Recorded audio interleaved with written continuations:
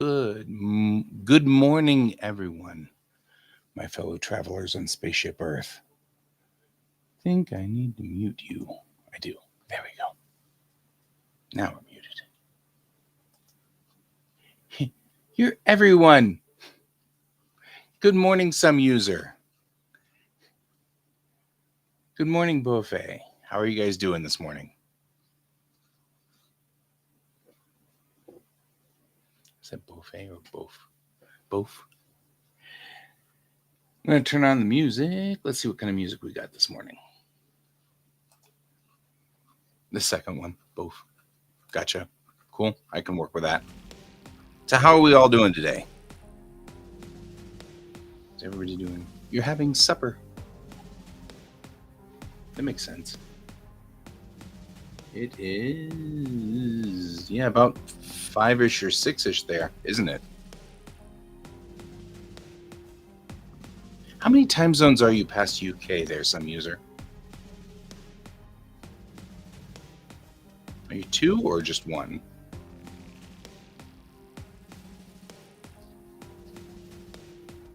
These are the questions that plague me, I guess.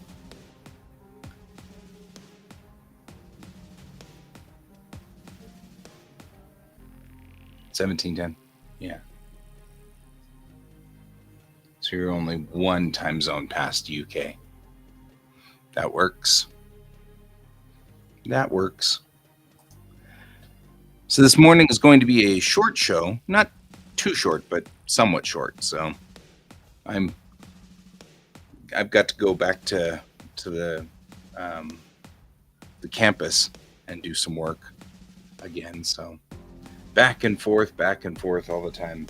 This whole week is prepping for school. Next week is school.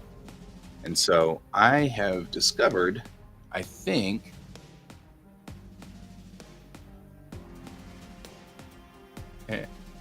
probably not going to happen. No offense, Elite. Probably not going to happen. Looking at my calendar, which is always set for day, and it shouldn't be. It should be set for week. Next week is the first week of school. We have a holiday on the 15th. So we'll start with the 16th. And then it looks like I actually could probably still have a normal day on the 17th. Kind of just looking at where everything is. Hey, Ray, how are you doing this morning? So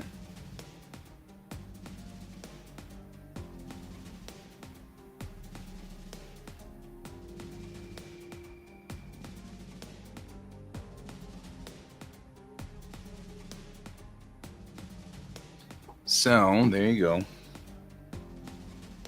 Looks like we've got that and that. And I think I'm looking at my calendar. Next week, it looks like I can probably broadcast normally on Monday, probably Wednesday as well.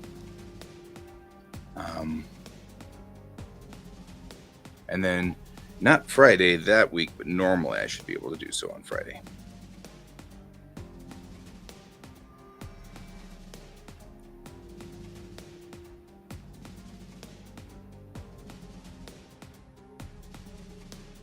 There we go. So, yep, should be good there. There we go. You've been watching movies. What movies have you been watching?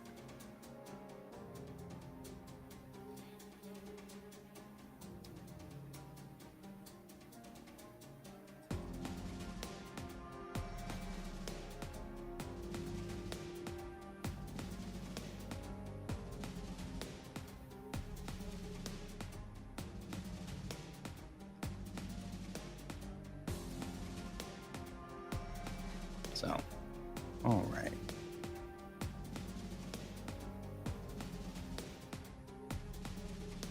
Oh, The Abyss. It's a good movie. I like the extended version of The Abyss. Oh, you finished Dexter. That's fair.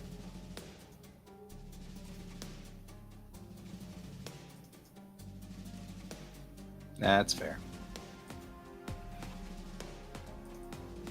I'm trying to figure out what all of these things are.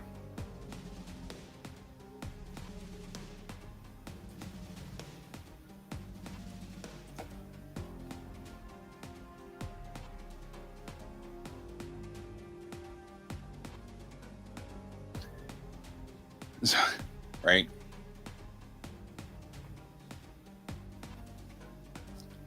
It's interesting as time goes on and technology evolves. I'm always fascinated by the changes in the way that the writing goes. Right? Because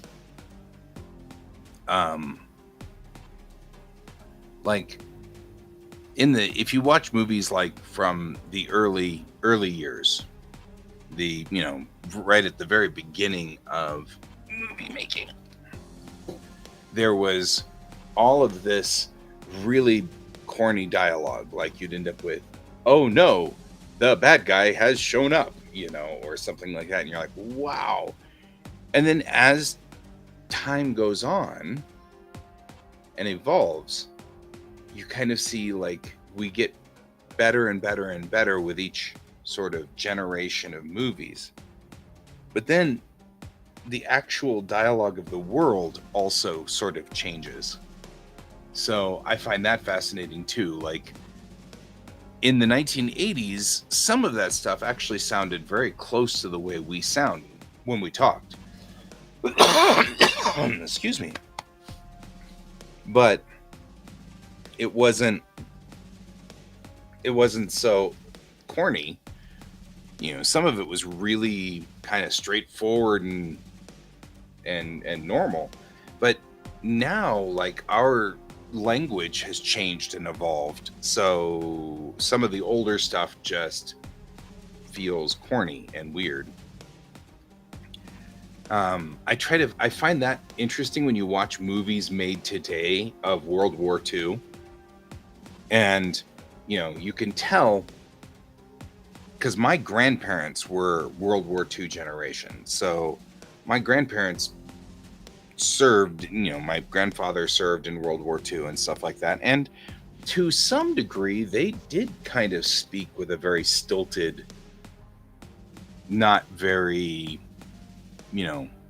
kind of a stilted talk. Not too stilted, obviously, but when you watch the movies, you've got all of these guys kind of, being all suave, and they're like talking and and trying to act like the actors at the time, Cary Grant and all of those guys who were there at the time. And it's kind of interesting to listen to them. You're like, oh wow, that's kind of weird. So anyway, it was a thing. It was just fascinating to me. It's always fascinating.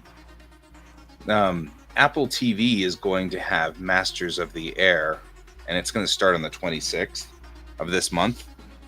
And it's a series about the B-17s out of the UK during World War II. And my great grand uncle, so my grandmother's brother, was actually there. He was actually at one of those hard stands. He was a mechanic, and his job was to fix the B-17s when they came in. And I have a collection of all of his pictures, and they're fascinating. He's got pictures of things that you don't think about. He took pictures of the snow because he thought snow was cool, because he was from Texas and he didn't get very much snow, obviously, in Texas. So he was fascinated by the snow every time it snowed. And then there were pictures of, the B-17s without tails and with wings shot up and engines completely destroyed and things like that, where, he'd be kind of doing this is going to take forever for us to fix sort of thing. And that was his attitude, because he was a mechanic on the field. And so I'm looking forward to seeing that show, to see what they do, but again, it's going to be stilted dialogue. It's going to be the way that they talked in the 1940s. I find that interesting. I haven't seen The Abyss in a long time. It's one of my favorites. I just happen to not have seen it in a long time. But the next time I watch it, I'll see, you know, kind of try to watch it through your eyes in a way. Excess amount of puns. Well, yeah, but that's true anytime you're around me too. Haha. So, anyway, it's a funny thing. I'm just kind of fascinated by it. So,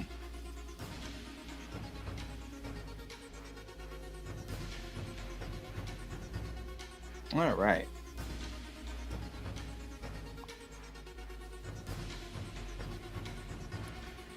Anyway, let's see what else. Because I got about 10 more minutes. The wind is really, really blowing out there. It's like a lot of wind going on. It's very windy. And, not terribly cold, but cold. It's, let's see, what is it? It looks like it doesn't want to tell me. Today, I don't know what the temperature is. There you go. Usually it tells me what the temperature is on the bottom left-hand corner, but doesn't today. Right? It's actually interesting. I had an idea last night pertaining my comics that, what would they do for acronyms? Like, I was thinking, you could call the stellar transit, activation report or whatever STAR. But since they don't speak English, they wouldn't call it STAR. Right? So you'd have these people saying these acronyms back and forth, and the acronyms wouldn't make any sense, Like they'd make sense in Tamarbeshi, but they wouldn't make sense in English. And that was something I thought about that'd be interesting, like activate the ErgoBAP. And you're like, what? Well, that's an acronym for Solar Activation Retrieval, template. And you'd be like, that's not what they said. They didn't say anything like that. They said ErgoBAP. Because of course it would be the acronym that would be appropriate in Tamarbeshi, but it wouldn't be appropriate or wouldn't make sense in English. It would be right. So there you go. Some of you, I can actually answer that for you. A car has often been a transport part of good morning, it's Baines. The car has been the person carrier on a train. So anything after the engine on a train and before the caboose on a train is often called a car. And I think it's short for carrier. So when we started making automobiles, people just started calling them cars, as if they were in between a train engine and a caboose, because that was probably the closest. Oh no, it's from carriage. That's right, it is from carriage, because that was the horseless carriage, right? So we called automobiles horseless carriages. They didn't have horses, so they were a carriage. And that they, as opposed to being a carriage that had horses on it, we just called it a carriage for short, and then that got shortened down to car. There is a second version of that, because it happened simultaneously, because the elevator, the box of an elevator, is also called a car. So you would say the elevator car is on the 4th floor. Like if it got stuck or something, you'd say the elevator car is stuck on the 4th floor. And we use that for carriages that would be on a train. So they would be considered, the passenger car, or the box car, or the flatbed car. So they're all short for carriage, which is anything, I assume, that holds people or things. I don't know, but it's short for carriage. So I can at least answer that one. But thinking back on it through the history, it happened at the same time. It didn't happen with... Yeah. The official, if you were to say, like, AAA is a known car thing. AAA, so it's 3 A's, AAA. And it's the American Automobile Association. And that's what it stands for, AAA. So we still say automobile if you're talking about all of the things like or motor vehicle. That's the newer one. Automobile is the one that we had when it was the early 1900s. But I think officially in America, they prefer motor vehicle now, because there are a lot of things that run by themselves, including airplanes, right? I mean, airplanes technically are automobiles. They're not being pulled by any animal. It's not like we have eagles in the front pulling our airplanes along, So an automobile or an automobile would be automatically moving by itself. So an automobile moves by itself, right? So that changed to motor vehicle. That would be cool. You've got like this airplane in front, or like this fleet of eagles pulling it. That'd be kind of cool. Yep. American Bald Eagle Airlines. Exactly. So trucks. So it's interesting because carriage and truck both kind of refer to the wheel functions. So if you were to, here, let me bring up good old battle, whatever this is here. Hang on. File, new. Let's just get a page out here, okay? Okay. And then I will switch to that page, because there's an explanation behind this that makes sense. All right. So when we talk about trucks, the actual truck is, if this is a wheel and this is a wheel, this piece right here that sort of holds wheels together is often called a truck. And that's the name of this thing. So if you were to, for example, have a skateboard, like here's our skateboard, and it's got a set of wheels in the front and a set of wheels in the back. The piece that holds the wheels to the skateboard, this piece and this piece right there, is called a truck. And so trucks are generally the thing holding a wheel on, right? With a carriage, the carriage is often something referred to a truck, but with springs. So if you had springs on it so that the wheels will bounce and have some kind of give. Oh no, it's all good. What was I going to talk about? I have to get off the call, or get off the show here in about 15 minutes, but I was just going to sit here and chat anyway. So when you look at, like, for example, if we talk about like a train carriage, so on a train, you would have a flat bed, then you'd have these wheels that run on the rails, and you'd have a truck between the wheels, and then you'd have a structure which kind of put them on springs like this and like this, And this part would be called the carriage, or all of this probably often is called the carriage as well.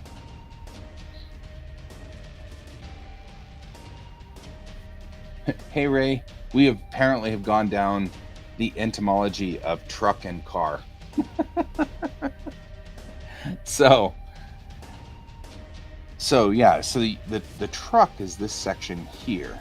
And I guess what they're kind of doing is this. If you look at a truck, it's often just a big flat thing that holds two wheels. And I'll bet you the first trucks didn't do very much on the way of, being nice or having springs or being a comfortable ride. It was more along the lines of just four wheels and a box. So, yeah, cargo car. So is that bil that in Swedish? I'm curious. Is that bil that you said it comes from automobile? And so it's pronounced bil like we would pronounce bil, automobile, right? And does it have a native word? Like, or is it literally just a word that was created for car or for automobile? Is it, for example, like we've been going through here and kind of talking about the etymology. It's like a long I, so bil, eel, e, bil, bil. Okay. I'm working on it. Bil. Gotcha. So yeah, that's sort of the etymology of where these words come from and why it's truck for a truck and car for a car. Because car, of course, would be short for carriage. And so that's kind of a thing. Right. So it could be anything. That could be an airplane.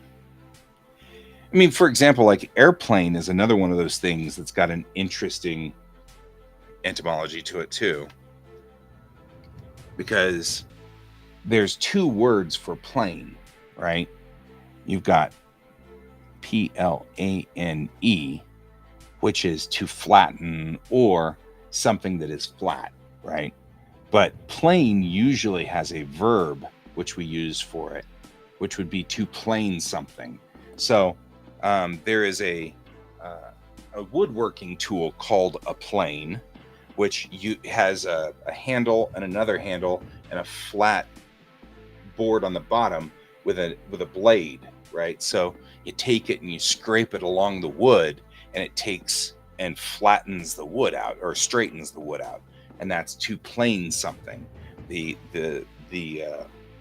tool is also called a plane, right? But if we say plain,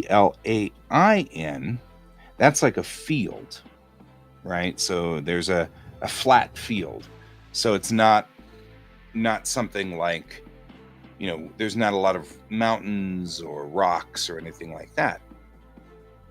So the plane, being that it's spelled that way, is implying to flatten or having something flat.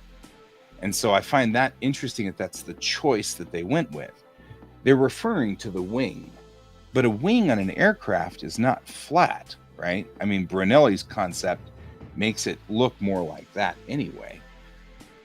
Or more, maybe flat on the bottom-ish, but either way, it's not flat. Yeah, plain can also mean simple. So all of that comes from the same root. If you say somebody is plain, you're meaning that they're flat. They don't have a lot of character. They don't have a lot of, there's no mountains. There's no rivers. It's sort of that kind of thing. It's like they don't have a lot of features that you can identify, or so they call them kind of plain. Or things like we use plain also for things like I want my donut to be a plain donut. So it's just the donut. It doesn't have sprinkles on it. It doesn't have peanuts on it. You just want it plain. I want some toast, but I want the toast to be plain. That means they're just going to stick the toast in the toaster. There's no butter. There's no jam. It's just plain. So But when we use with an E, it implies to flatten or to make flat. So that's a different thing altogether. And that's a different kind of word. And I find that fascinating too. So, because we used this one, which is to make flat, or an object that makes things flat. So, I find that fascinating. Why did we choose an airplane? Because if you use the word and said airplane, it sort of sounds like you're flattening the air. Which I guess, if you think about the way that you would have viewed an airplane, that might have been reasonable. You know what I mean? Like it looks like the wing is going like this to the air, just like a plane would on wood, right? It looks like you're doing that zhink, zhink thing on the wood, just like you would with an airplane's wing, which kind of looks like it's cutting through the air like that. So maybe that's where it comes from. Maybe it looks like, to them, it looks like something that planes the air. But I find that fascinating. It's using the plane with P-L-A-N-E rather than the plane, which is P-L-A-I-N. Both mean flat. It's just that one means a slightly different flat. One of the things I do find fascinating about languages is the way we use them to evoke imagery. In the instance of English, there's so many words that writing can be a craft in and of itself, because we can use different words to evoke different images, where they're either homophones, which is what this is. These are called homophones. Homo being the same and phone being sound. So same sound, right? So plane and plane sound the same, like which and which sound the same, or there and there. We've got a lot of words that we call homophones, which means that they are the same. But Japanese, of course, having studied Japanese now, I'm fascinated by the fact that in Japanese, a lot of those are, you don't have that in Japanese because there's fewer words. So instead, when they write, they craft it by using similar kanji, the ideographic characters. So writing is crafted by different kanji. So they'll change the kanji out to mean something or give an image of something. Yes. Which makes sense. Monogatari is the word for story or performance or play. Something like that. But yeah, which would make some sense that it would be a crafted script. The scripting is crafted. I think that's cool. So there you go. This is called etymology. That's the name of this. This study, the study of words, the study of the history of words, why language does things. It's called etymology, which is not to be confused with entomology, which is the study of insects, which is why there's the old joke. People who confuse etymology with entomology bug me in ways that I cannot explain.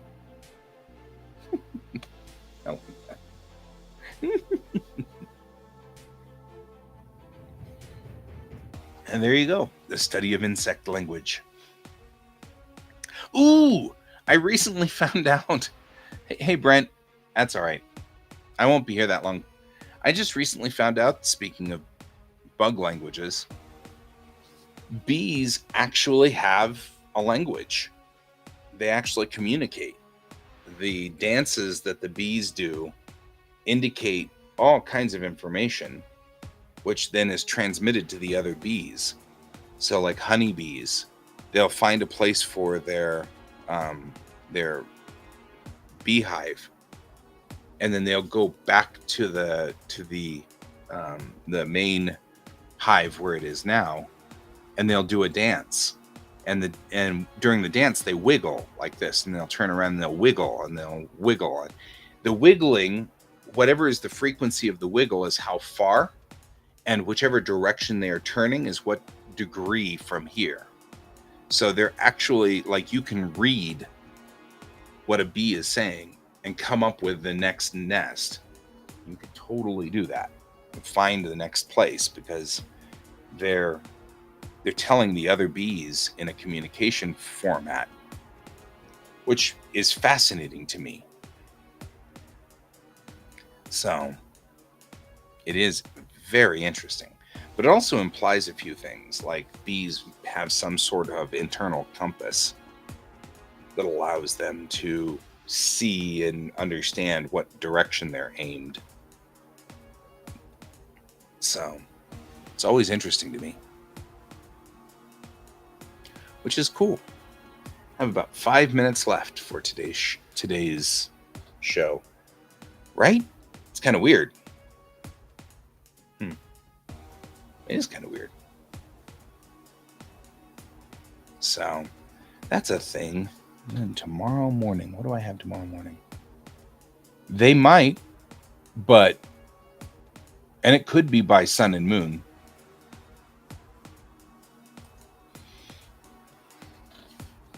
And lights do confuse them. And it may be directions off of the sun. So, I have found a great place for our hive, and it is 4 degrees from the sun. So fly just off to the right of the sun, or whatever. Whatever is their internal coordinate system.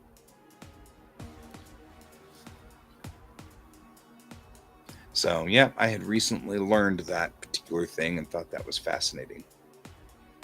So, kind of cool. I mean, it's interesting when you find other creatures on the planet actually communicate and talk to each other, and it's kind of cool.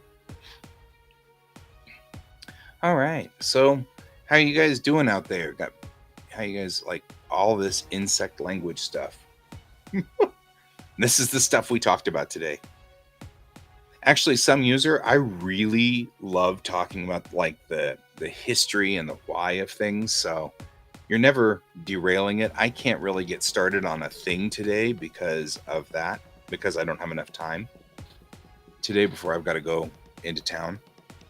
So I don't mind the fact that we talked today about that. It didn't hurt. But I have decided, I'm glad you joined too. I have decided that when we talk about acronyms, because there will be acronyms, it's a Navy ship on my comic, they're definitely going to say, start the stellar activation machine, and instead of calling it Sam, they'll be like, Roger that, starting the bark, and you'd be like, what? How'd you get bark out of that?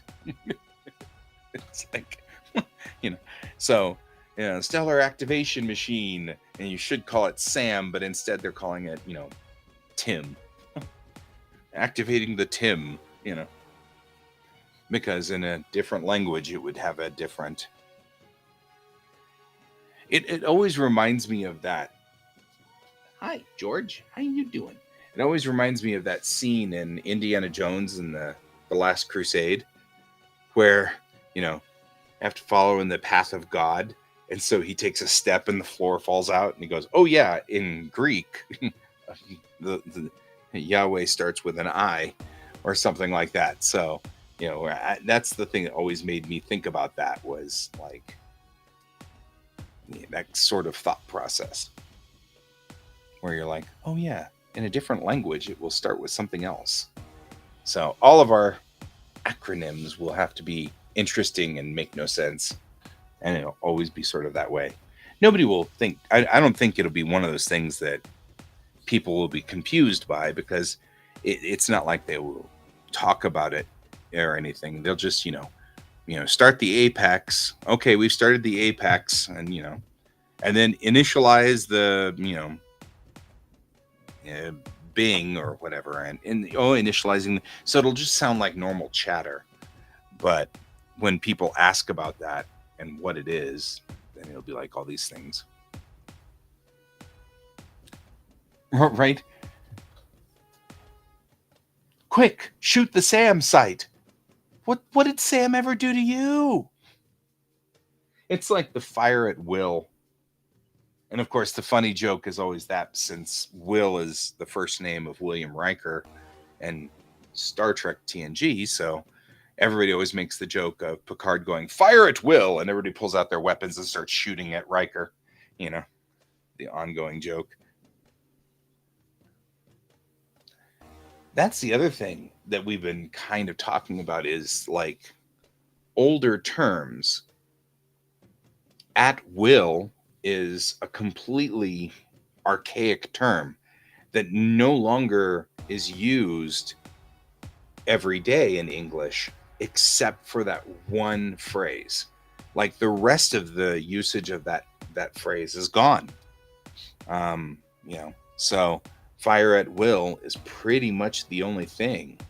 You don't say, I'm going to go to a buffet and eat at will. Which would mean something similar, which means just pretty much you're eating everything, whatever I want to eat. But you wouldn't say that. That's fascinating to me, It's like, we don't say that. So, there's a Sam site. Who's Sam? Why are you always shooting at Sam? And of course, the acronym for SAMs is Surface to Air Missile. So SAM, and that's where that acronym comes from. I've been thinking about making the masers on the ship be called cats, because it's the microwave weapons system or something like that, because it's using microwaves. And so in Tamarbeshi, it sounds like cat. K-A-T. And I think that's funnier because we introduce a cat in the story. So it's almost like, right?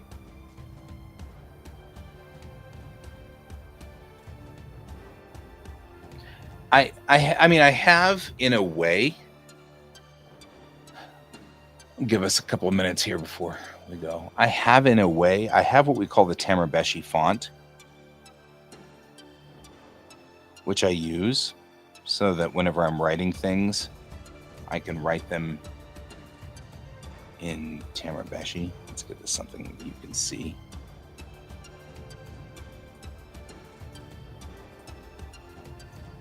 But yeah, I use a font in here, which is what we call Tamarbeshi. And it's the font that typically is used in the comic to indicate words and things like that. But right now, the characters don't mean a whole lot. I pretty much just write there, it's a font in the system, and at the moment, I pretty much just write what I'm, so, I'd say hello, and that's hello, Hello. And so that would be, that's pretty much what I've been trying to do. But at some point, I'm going to have to think it all out, because I realize that you can actually read Arabesh. So that's a thing. This comes from, I like the fact that Star Wars has a different language. They're speaking a different language. Yeah. Right?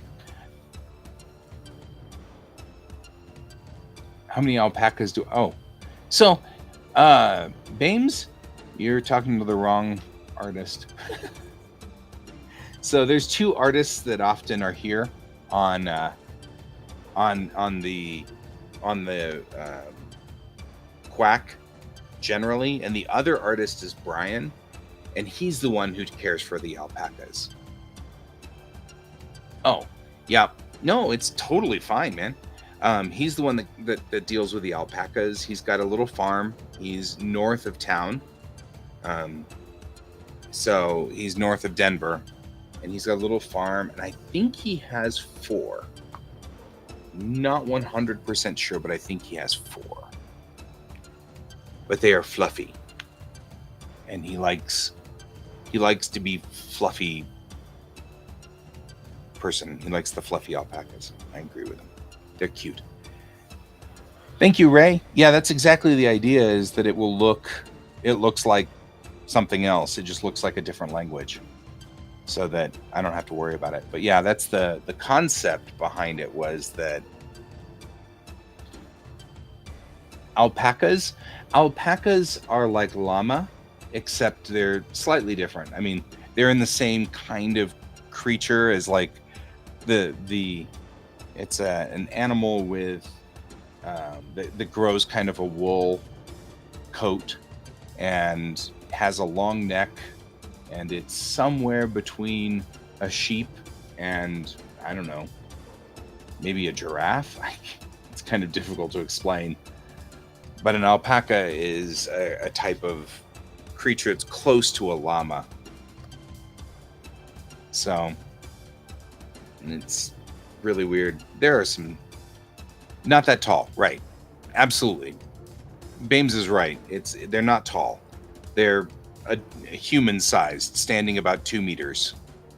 So sometimes a little shorter, sometimes a little taller, but they look like really long-necked sheep. So kind of look like, imagine a sheep, but has a long neck. You need to see those alpaca. Llamas. Oh, there are quack alpaca. They belong to. It's like George. George is also a part of quack, who's sitting down here, because it's very windy outside. So George is fascinated. He's like riveted. Everything outside's moving, and so he's all fascinated by this. He thinks it's amazing. Now we have giraffe-sized quack alpacas. It has been said.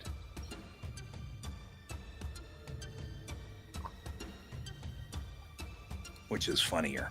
So, alquacas.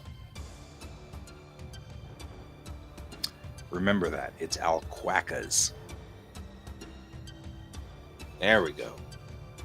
Make quack alquacas. Right, George? Yep. He agrees totally. There's a leaf on the patio. I've got a little patio right out here, and there's a leaf blowing around in circles because the wind keeps kind of making a little whirlwind right here on there. And George is just absolutely sure that that's alive, and he needs to try to kill it. He is so into this. He's like, there's a leaf out there. Right, George? There's a leaf. You can see the leaf. So we have generated and created alquacas. And that's something that we have to get Brian to make. He has to make alquacas for us. I'm just saying. This is an important thing. All right, guys. Winding down here for this week. Let me see what my week schedule looks like. Right, this week. I should be okay to stream tomorrow morning. So I'll be on tomorrow morning at normal time. And Friday morning I'll be here at a normal time because I don't have to go anywhere. And then tonight I may or may not be streaming. I don't know. I've got a friend coming in from Montana. So we'll have to see what happens there. But then Thursday night I should stream like normal. And then next week, I'll be streaming on Monday, but not Tuesday. Maybe Wednesday for a little while because I've got class, but it's in the afternoon. And then not Thursday because I've got classes all day. And then not Friday, just that one time. Yes. Genetically engineered alquacas. So now I'm going to have to just send a message to Brian saying, we were talking about quack on the show today. And we decided to make alquacas. And you have to do that now. I'll see you later. Bye, Bames. Thanks for joining us. And actually, I too will now start to bow out as well. I'm glad to have talked to you guys today. I was wondering if I would have some time if I would see people today or not. But either way, I'm glad to have all you guys here. Thanks, Ray. And thanks, Some User. I'm glad to have had you both here. And I'm kind of bummed that poor Brent has been stuck in a meeting. And thanks, Bames, for being here as well. And everybody. And I will see you guys tomorrow morning, same time. And as always, keep your eyes on the stars. Goodbye.